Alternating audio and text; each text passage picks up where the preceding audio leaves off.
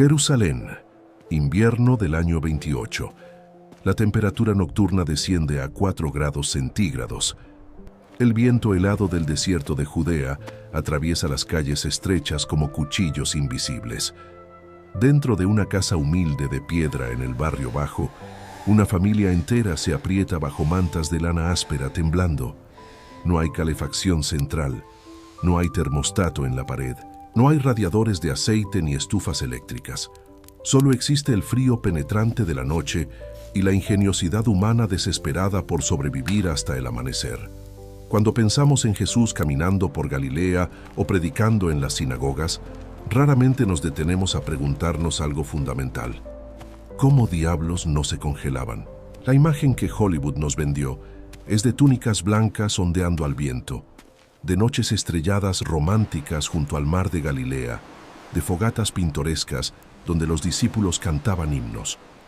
Pero la realidad del frío en la antigua Judea era brutal, constante y potencialmente mortal.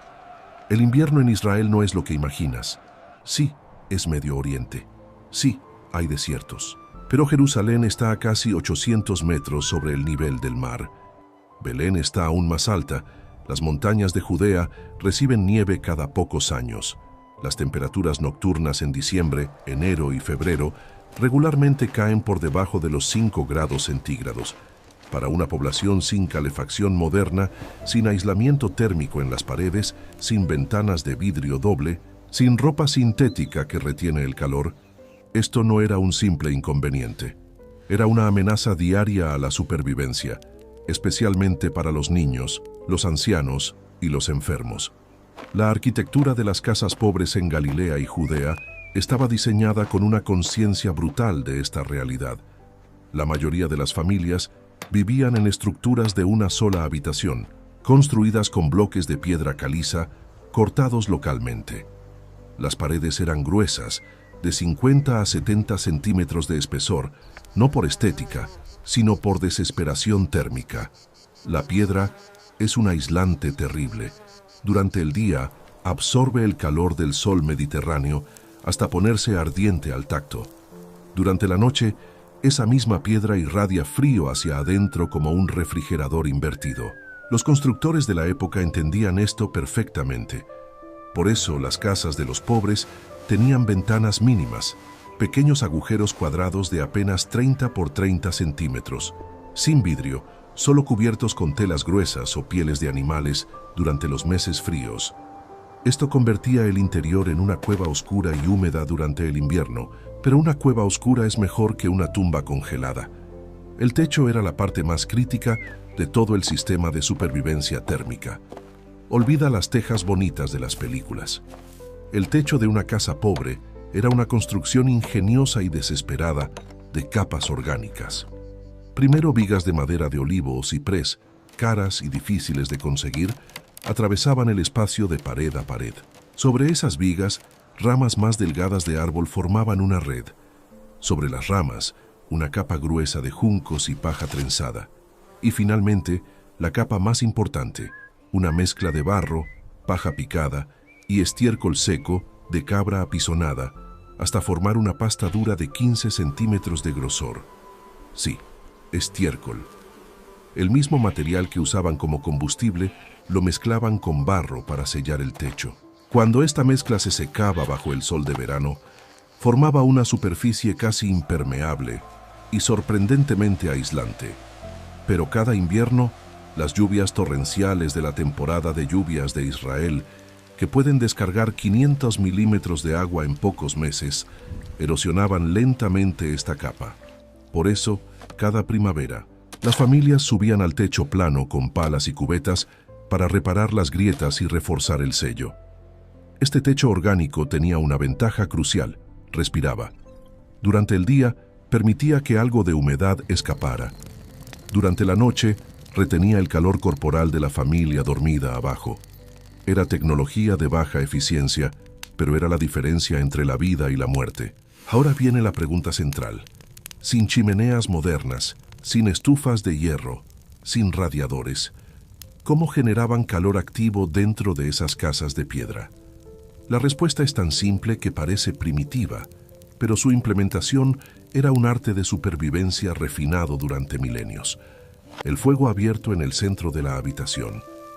En medio del piso de tierra apisonada de la casa, había un círculo de piedras, generalmente de 80 centímetros a 1 metro de diámetro. Este círculo no era decorativo, era el corazón literal de la casa, el lugar donde la vida y la muerte se decidían cada noche de invierno.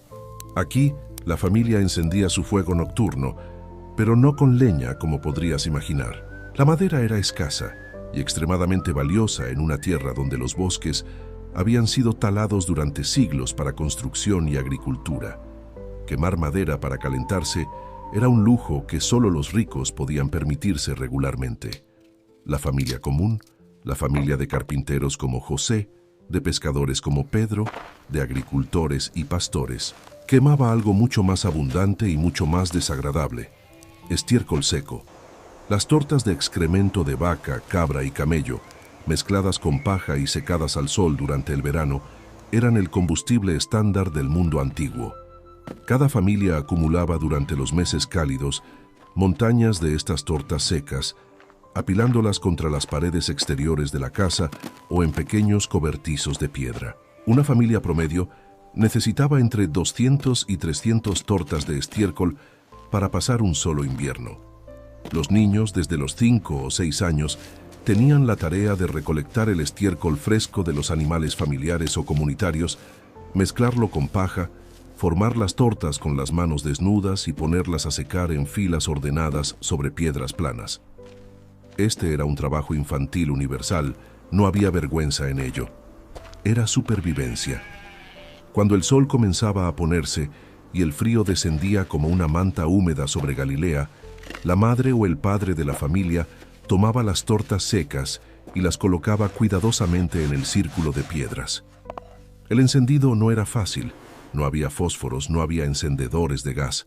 Existían 2 métodos principales. El primero, y más común, era mantener brasas del día anterior envueltas en ceniza dentro de una olla de barro. Estas brasas, si se mantenían correctamente, podían permanecer encendidas durante 24 horas. Se sacaban con cuidado, se soplaban hasta que brillaban rojas nuevamente y se colocaban bajo las tortas nuevas con un poco de paja seca como iniciador. El segundo método, para cuando las brasas morían, era el doloroso proceso de fricción. 2 maderas duras, una con una ranura, la otra con una punta, se frotaban enérgicamente durante minutos hasta que el calor generado encendía virutas de madera seca o fibras vegetales. Este proceso podía tomar 10, 15, incluso 20 minutos de trabajo agotador. Perder el fuego era una catástrofe doméstica. Significaba noches sin calor, sin comida caliente, sin luz. Por eso existía una hermosa costumbre comunitaria que la Biblia menciona indirectamente. Los vecinos compartían fuego. Si una familia perdía sus brasas, mandaban a un niño con una olla de barro a la casa vecina para pedir carbones encendidos. Negarse a dar fuego a un vecino era considerado uno de los actos más crueles posibles. Era literalmente negarle calor y vida. Esta práctica comunal del fuego compartido formaba parte del tejido social que mantenía unidas las aldeas de Galilea. Cuando Jesús hablaba sobre ser la luz del mundo, sobre no esconder la lámpara bajo un cesto, sus oyentes no escuchaban una metáfora abstracta. Escuchaban una verdad práctica y urgente. La luz y el calor eran recursos preciosos que debían compartirse, no acapararse. Pero el fuego de estiércol presentaba problemas severos que afectaban la salud de cada persona en esa habitación. Primero, el humo. Sin chimenea, todo el humo del fuego subía directamente al techo y llenaba la habitación. El techo orgánico de paja y barro permitía que algo del humo se filtrara lentamente hacia afuera, pero la mayor parte quedaba atrapada dentro, formando una nube gris y acre que flotaba a la altura de la cabeza. Por eso, durante el invierno, las familias vivían en una neblina constante de humo. Los ojos lloraban, las gargantas ardían, la tos crónica era universal. Los estudios modernos de poblaciones que aún viven de esta manera muestran tasas altísimas de enfermedades respiratorias, infecciones pulmonares crónicas y daño permanente a los pulmones. Vivir en una casa con fuego abierto de estiércol durante 30, 40 o 50 años equivalía a fumar 2 paquetes de cigarrillos diarios. La expectativa de vida en la época de Jesús rondaba los 35 a 40 años. Las enfermedades respiratorias causadas por el humo doméstico eran una de las principales causas de muerte prematura, especialmente entre mujeres que pasaban más tiempo dentro de la casa cocinando. Segundo, el olor. El estiércol seco quema relativamente limpio, pero no sin olor. El aroma característico, una mezcla de orgánico quemado, vegetal carbonizado y animal, impregnaba cada fibra de la ropa, cada mechón de cabello, cada poro de la piel. Las personas de la época de Jesús no olían a perfume francés, olían a humo de estiércol, a sudor, a lana de oveja sin lavar, a aceite rancio de las lámparas. Este era el aroma humano normal, universal y aceptado. Cuando leemos en los Evangelios que una mujer derramó perfume costosísimo sobre los pies de Jesús, parte del escándalo era precisamente ese. El perfume era un lujo extremo en una sociedad donde todos olían a fuego y trabajo. Ahora, imagina la escena nocturna completa. La familia entera, entre 5 y 10 personas dependiendo de los abuelos y nietos, se reúne alrededor del círculo de fuego. El fuego arde bajo, sin llamas altas, solo brasas rojas brillantes que emiten un calor radiante débil pero precioso. A 1 metro del fuego, el calor es agradable. A 2 metros, ya apenas se siente. A 3 metros, en las esquinas de la habitación, el frío de la noche todavía reina. La familia no se distribuye por la habitación. Se apiña, literalmente pegados unos a otros, formando un círculo apretado alrededor del fuego. Los niños pequeños están más cerca, junto a la madre. Los adultos forman la capa exterior, sus cuerpos bloqueando el aire frío que se cuela por las grietas de la puerta y las ventanas cubiertas. Están sentados sobre esteras de paja o juncos trenzados, la única separación entre sus cuerpos y el piso de tierra fría. Sobre sus hombros, mantas de lana de oveja sin lavar, gruesas, pesadas, que huelen a animal y a grasa de lanolina. Estas mantas no eran suaves como las nuestras, eran ásperas, picaban la piel, pero retenían el calor corporal de manera efectiva. Las familias más pobres compartían mantas, 2 o 3 personas bajo la misma manta, sus cuerpos presionados juntos para máxima retención de calor. La privacidad no existía. El pudor era un lujo. La supervivencia requería contacto físico constante. La comida de la noche se cocinaba sobre este mismo fuego central. Una olla de barro, negra de hollín acumulado durante años, colgaba de un trípode de hierro sobre las brasas. Dentro, un guiso simple, lentejas, cebada, nabos, tal vez un trozo pequeño de pescado seco o carne, si era día de fiesta. Este guiso se cocinaba lentamente durante horas, llenando la casa con un aroma que parcialmente disimulaba el olor del humo. Comer era un acto comunitario y térmico. La familia compartía un plato grande común, sumergiendo pedazos de pan plano en el guiso caliente. El pan servía como cuchara y alimento a la vez. La comida caliente en el estómago proporcionaba calor desde adentro, elevando la temperatura corporal central y haciendo soportable la noche venidera. Por eso la cena era la comida más importante, no solo por nutrición, sino por termorregulación. Un estómago lleno de comida caliente significaba 2 o 3 horas más de calor corporal antes de que el frío penetrara hasta los huesos. Después de comer, la familia no se quedaba despierta mucho tiempo. El aceite para las lámparas era caro.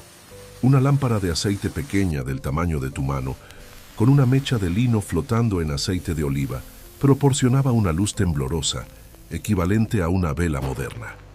Consumía aproximadamente 20 mililitros de aceite por hora. Para una familia pobre, mantener una lámpara encendida toda la noche era un gasto insostenible. El aceite de oliva no era solo para luz, era alimento, medicina, moneda de intercambio. Gastarlo en iluminación nocturna era un lujo. Por eso, cuando el último bocado de cena se tragaba y las historias breves se contaban, la familia apagaba la lámpara. La oscuridad descendía como una manta pesada. Solo el brillo rojo de las brasas moribundas proporcionaba una luz fantasmal y vacilante. Ahora comenzaba la verdadera batalla contra el frío. La familia se movía como una unidad coreografiada por años de práctica. Los padres cubrían las brasas cuidadosamente con ceniza para conservarlas hasta la mañana. Demasiada ceniza y se asfixiaban. Muy poca y se consumían completamente antes del amanecer. Este equilibrio se aprendía desde niño. Era conocimiento de supervivencia transmitido de generación en generación. Luego, la familia se acostaba, pero no en camas individuales. Las camas como las conocemos no existían para el 90% de la población. Dormían en el suelo, sobre las mismas esteras donde habían cenado, con las mantas de lana que habían usado para sentarse ahora extendidas sobre sus cuerpos. Y aquí está el secreto crucial de supervivencia térmica en el mundo antiguo. Dormían juntos, en contacto físico completo. Los padres en el centro, los niños pequeños presionados entre ellos, los niños mayores a los lados, los abuelos, si estaban vivos, formando la capa exterior. Era una masa humana indistinguible bajo las mantas, respirando el mismo aire cargado de humo, compartiendo el mismo calor corporal colectivo. Esta práctica tiene un nombre científico moderno: termorregulación social. Los mamíferos lo han hecho durante millones de años. Los cachorros se amontonan para sobrevivir. Los humanos antiguos también. Un cuerpo humano en reposo genera aproximadamente 100 vatios de calor. Una familia de 6 personas genera 600 vatios, equivalente a un calentador eléctrico pequeño. Pero ese calor solo es efectivo si no se dispersa. Apiñados juntos, bajo mantas gruesas, en un espacio cerrado, podían elevar la temperatura de su microambiente inmediato entre 5 y 8 grados por encima de la temperatura ambiente de la habitación. Era la diferencia entre hipotermia y sueño inquieto pero vivo. Pero incluso con todos estos sistemas, la noche era tortura. El frío se colaba desde abajo, desde el piso de tierra que nunca se calentaba completamente. Se colaba desde arriba, del techo que irradiaba frío del cielo nocturno invernal. Se colaba desde los lados, a través de las grietas entre las piedras que ninguna cantidad de barro podía sellar completamente. A las 3 o 4 de la madrugada, la hora más fría de la noche, las brasas estaban casi muertas. El calor corporal colectivo era lo único que quedaba. Los pies quedaban expuestos en los bordes de las mantas. Los dedos de los pies se entumecían dolorosamente. Los niños lloraban suavemente por el frío. La madre los acercaba más, frotaba sus pequeños pies helados con sus manos, soplaba aire caliente sobre sus dedos. El padre se levantaba tembloroso, movía las brasas con cuidado. Añadía 1 o 2 tortas más de estiércol precioso. Soplaba suavemente hasta que un poco más de calor emergía. Entonces volvía rápidamente bajo las mantas antes de perder su propio calor corporal acumulado. Este ciclo se repetía 2, 3, incluso 4 veces por noche durante los peores meses de invierno. Dormir no era un descanso profundo y reparador. Era un estado de semiconciencia incómodo, interrumpido constantemente por el frío, por la tos, por el movimiento inquieto de cuerpos apretados, buscando posiciones menos dolorosas. Por eso, cuando el primer rayo de luz gris del amanecer se colaba por la pequeña ventana cubierta, la familia entera se levantaba inmediatamente. No porque estuvieran descansados, sino porque quedarse acostado en el frío era insoportable.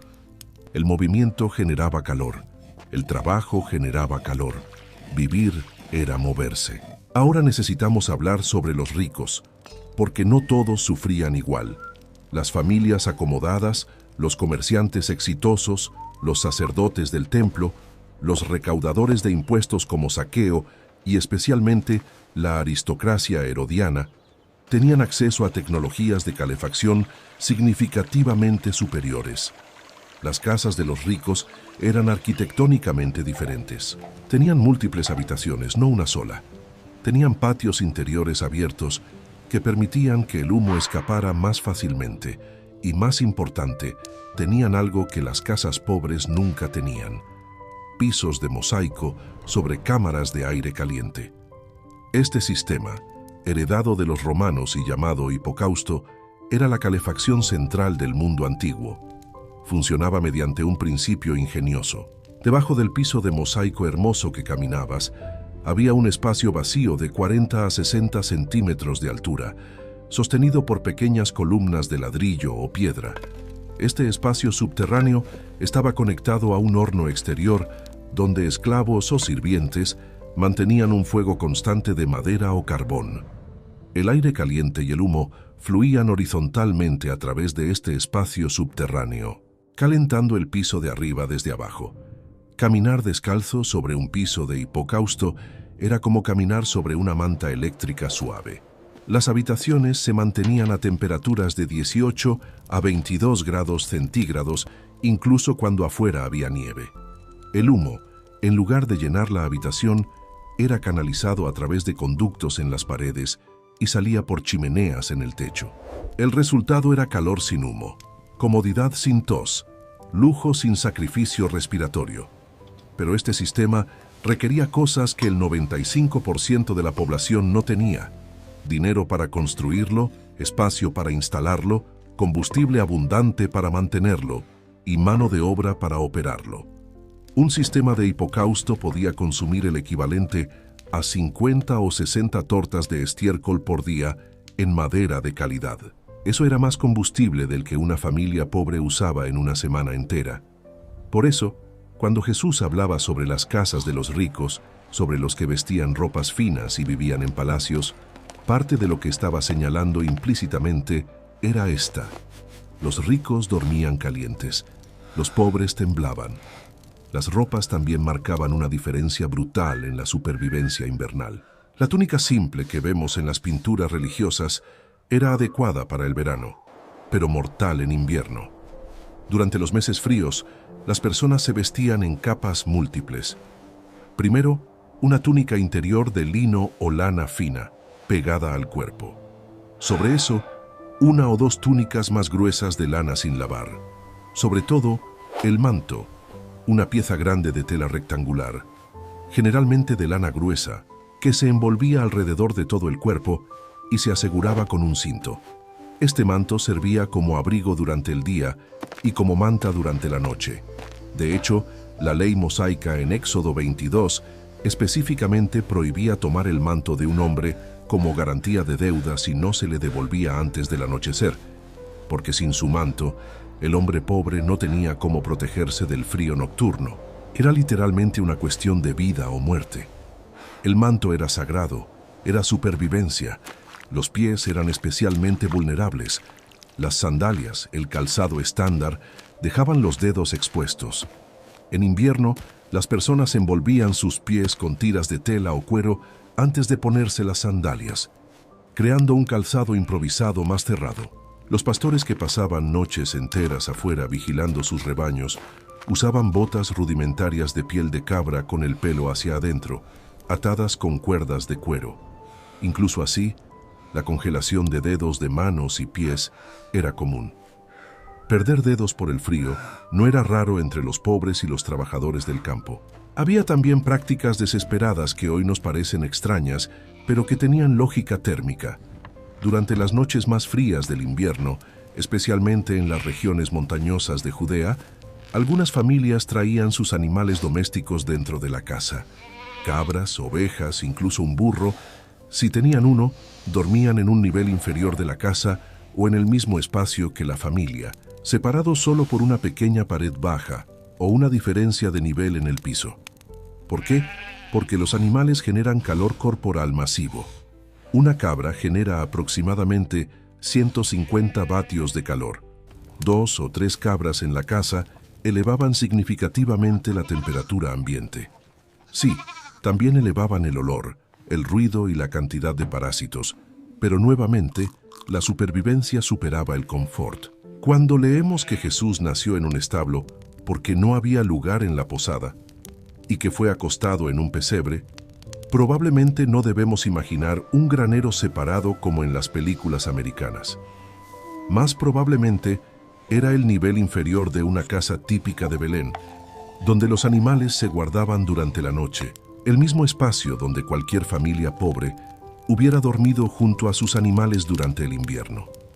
María, José y el bebé estaban experimentando las condiciones normales de supervivencia invernal de los pobres de Judea. Los baños, cuando ocurrían en invierno, eran un evento traumático. La mayoría de las personas no se bañaban durante los meses fríos, excepto cuando la ley religiosa lo requería. El agua tenía que ser calentada sobre el fuego en cantidades pequeñas, luego vertida rápidamente sobre el cuerpo en un rincón de la casa mientras la persona temblaba violentamente. No había toallas mullidas y calientes. Te secabas con una tela áspera y te vestías lo más rápido posible. Los niños pequeños, los enfermos y los ancianos simplemente no se bañaban en invierno. El riesgo de enfermarse por el choque térmico era demasiado alto. La limpieza se limitaba a lavar las manos, la cara y los pies cuando era absolutamente necesario. El resto del cuerpo permanecía sin lavar durante semanas o incluso meses. Esto también contribuía al olor característico de la época, una mezcla de sudor acumulado, humo, lana grasienta y piel sin lavar. Era el aroma de la humanidad premoderna, universal y aceptado. El amanecer era el momento de mayor alivio y mayor belleza. Cuando el sol finalmente aparecía sobre las colinas de Judea, sus primeros rayos tocaban las paredes de piedra caliza de las casas y comenzaban el lento proceso de calentar la piedra. Las familias salían de sus casas como animales saliendo de madrigueras, estirándose, tosiendo, parpadeando en la luz brillante. Se paraban de cara al sol, absorbiendo su calor con una gratitud que nosotros, con nuestra calefacción 24/7, no podemos comprender completamente. El sol no era solo una luz celestial metafórica, era literalmente el dador de vida, el calentador gratuito enviado por Dios cada mañana. Por eso tantas oraciones judías de la mañana alababan a Dios por la salida del sol. No era poesía abstracta, era gratitud concreta por haber sobrevivido otra noche helada. Cuando Jesús decía que Dios hace salir su sol sobre buenos y malos, estaba señalando el acto de gracia más democrático y esencial del universo. El calor del sol no discriminaba. Llegaba gratis para todos, ricos y pobres, justos y pecadores. Era la única calefacción garantizada que todos tenían. La próxima vez que leas sobre Jesús enseñando en una sinagoga durante el invierno, o caminando por las colinas de Galilea en diciembre, o pasando la noche en el Monte de los Olivos, recuerda esto. Él no tenía una chaqueta North Face, no tenía un saco de dormir de plumas, no tenía una botella de agua caliente o una fogata portátil de gas. Tenía un manto de lana, tal vez una manta compartida con los discípulos y el calor colectivo de cuerpos humanos apiñados bajo las estrellas heladas. Él experimentó el frío que el 95% de la humanidad histórica experimentó. El frío que mata, que paraliza, que hace cada respiración dolorosa cuando el aire helado entra en los pulmones. Y aún así siguió caminando, siguió enseñando, siguió amando.